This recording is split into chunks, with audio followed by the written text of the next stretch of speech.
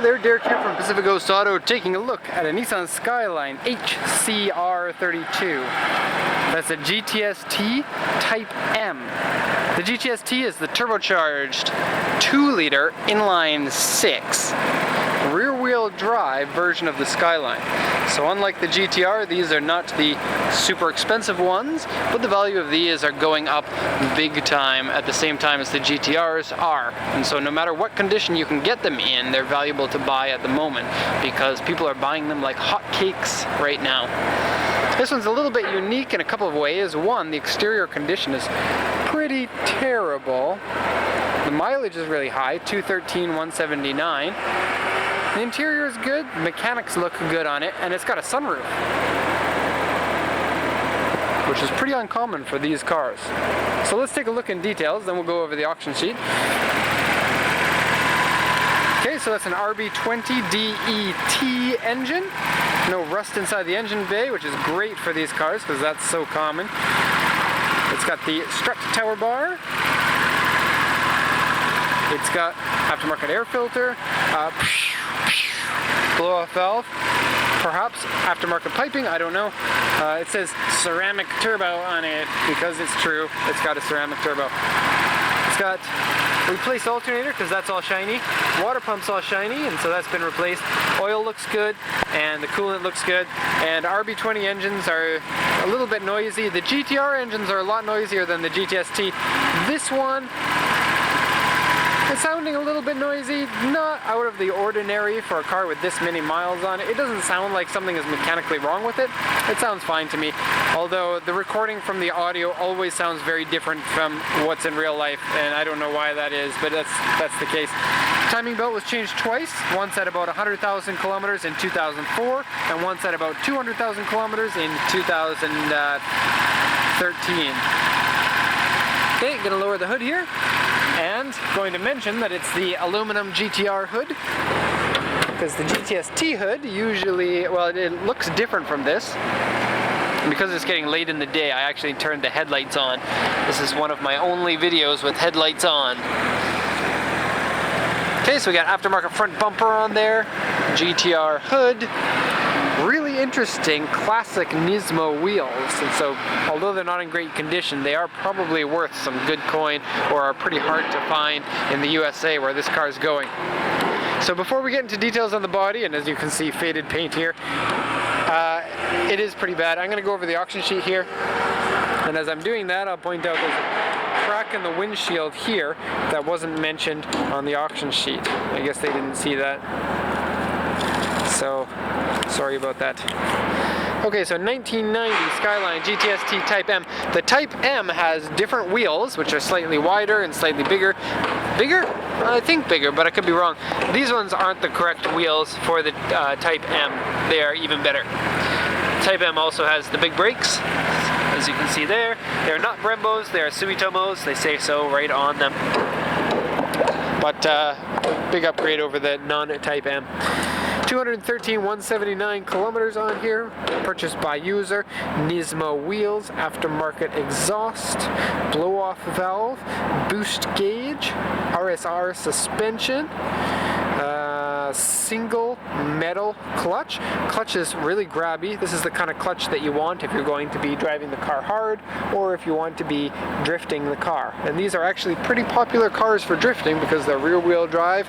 They, I guess up until now, have been quite inexpensive. They have a fairly reliable engine, lots of aftermarket support. These, by the way, are Nismo side skirts, even though this one is in rough condition. And those are for the GTR is what those ones are for. They never came on the GTS-T. R32 aluminum hood and grille. Rear spoiler. Light. Can't hear. Just a second. Lightweight flywheel. Exhaust manifold something I can't read. Rear tower bar. Alternator has been replaced. Oh, exhaust manifold has been replaced. Alternator has been replaced. pedal bracket pivot by Nismo. Interesting, I didn't feel the difference in the pedals, except for the clutch. The clutch pedal is really stiff on this one. So something different with the pedals to give them a better pivot, I guess? I don't know. Okay, report says seat wear, wheels scratch, door mirror scratch, front window rock chip. Front window rock chips are really small and they can be a little bit hard to find, especially when the windshield's dirty. I'm just going to search for it here and see if I can show what that looks like, because it's usually a fairly small thing.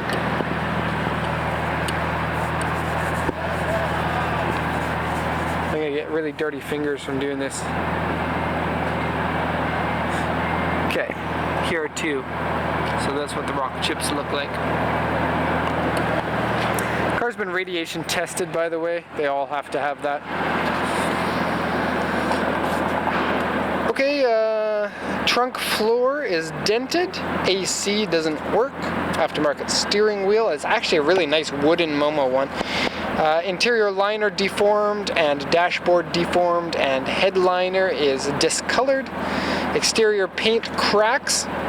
Paint peeling. The paint cracks are on the back fender there, and it actually looks really weird. Underside scratched, underside dented, surface rust, and corrosion. We can't lift up the car, and so what we do for the underside is we get 6 pictures, 1 from the front, 2 from either side, and 1 from the rear. And you may be able to see it, you may not be able to. It depends on the vantage point and where the rust is. The body here says paint peeling and heavy scratches on the hood. Paint peeling and A4 scratches. The entire car is going to need a repaint, so yeah, scuff, A4 and cracks on the side skirt here. A4, W means repainted, and paint cracks on the back fender here. Scuff on the side skirt here, and various scratches and dents in various places. They didn't mention that the front fenders and the door on this side are faded pretty badly. Normally I would be a little bit upset about something like that, but with a car like this, you know, you really need to get it all painted at the same time, and otherwise you're going to have some paint mismatch problems. And so if you look up close at the fenders, there's some, I guess, just regular wear and wear and wear. It kind of looks like it went through the car wash 100 times.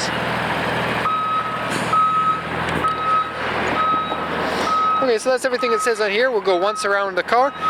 You can see the faded paint. And the really weird paint on that back bumper.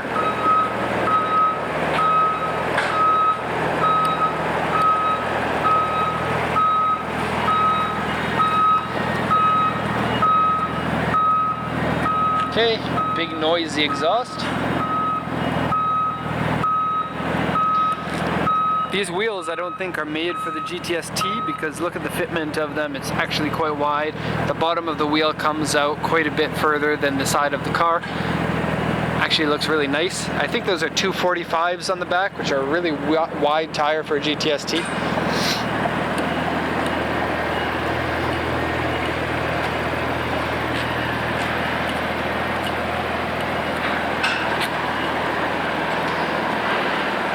So the car has a lot of potential. It's certainly a body man's special car, because you need to repaint pretty much everything. The interior is okay. The wheels should really be redone. They can be left as is if you want, but I would redo them if it was my car. Aftermarket front bumper, I probably already mentioned that. Bad paint peeling on the roof, or the hood and the roof. Glass sunroof, pretty rare on the Skylines. Bad paint in the trunk. Kind of a weird looking rear wing. Not weird, just uncommon. And then the back panel here, which kind of, if you look at it close, it looks like a city map.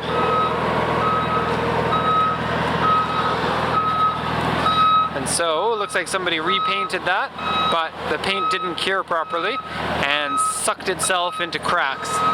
If you look here, this area here has been body filled and has cracked.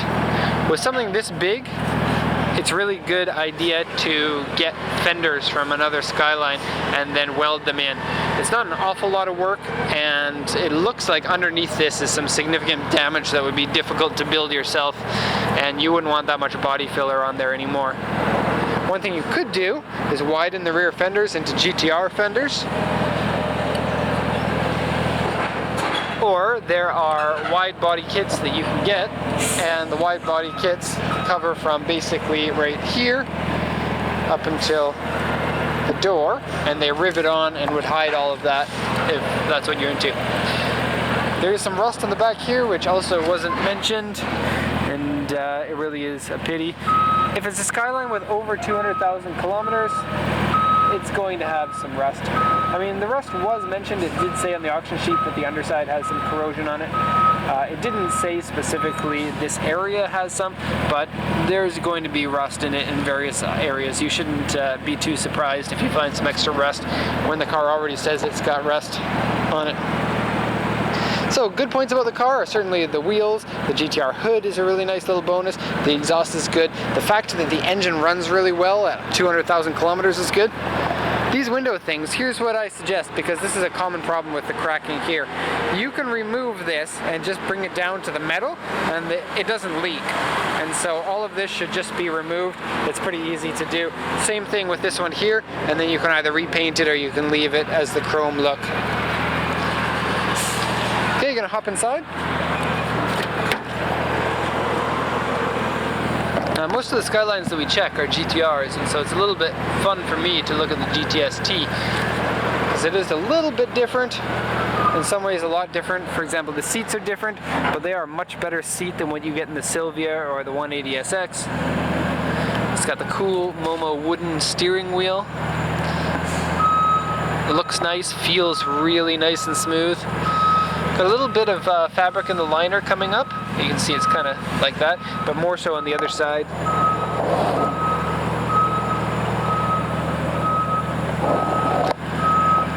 Okay, like so many Skylines, the dashboard is bubbling up. Here, one of the AC vents is broken. Got a boost gauge here. Gauges here. Turbo gauge doesn't read correctly, and I believe the oil pressure doesn't read correctly, because you should have higher oil pressure than that, and I don't think I've ever seen one of these oil pressure gauges reading properly.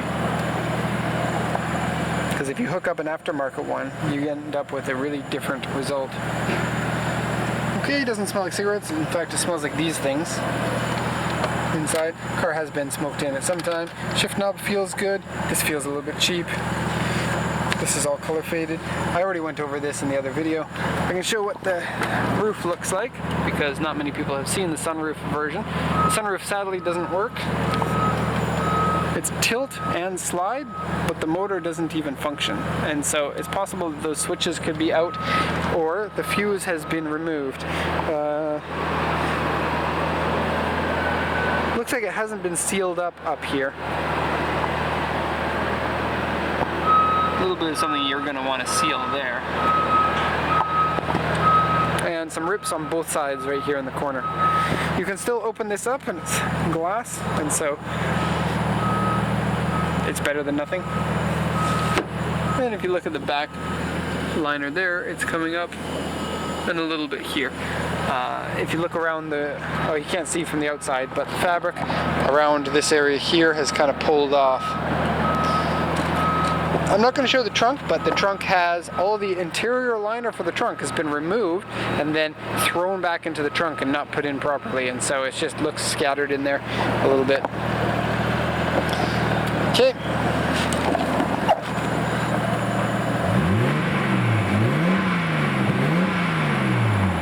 And because people are always asking for it, I'll get an exhaust sound for this one.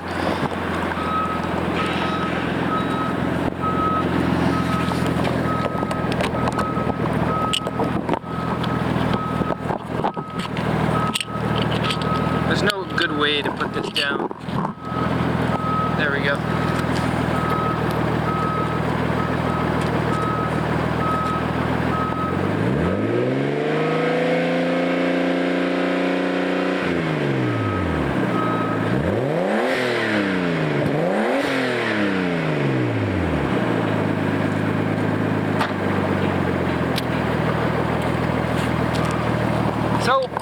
That's what it sounds like with a big exhaust. So, kind of a hit and miss car. This one was really cheap compared to the GTS-T is usually, and you can see why. The body really needs quite a bit of work. Some body man's going to be happy to see this car and to take it apart and put it back together with the paint. And so, some wins and some loses on the car. And it just needs a little bit of help, and then somebody's going to be happy to have a car that seems to be reliably good and has a couple of good things on it. And that's the first time that's actually happened. I'm going to have to do something about that. I'm sorry. Okay, it doesn't seem like there's any damage. There. Okay, so that's going to be the end of the video there. Thank you for watching, and if you have any questions, post them in the comments section. And if you have any comments, post them in the comments section. And if you hit the like button, then I will hit the like button on your channel. Maybe. Depends if you have a channel or not. So thanks a lot, and have a good day.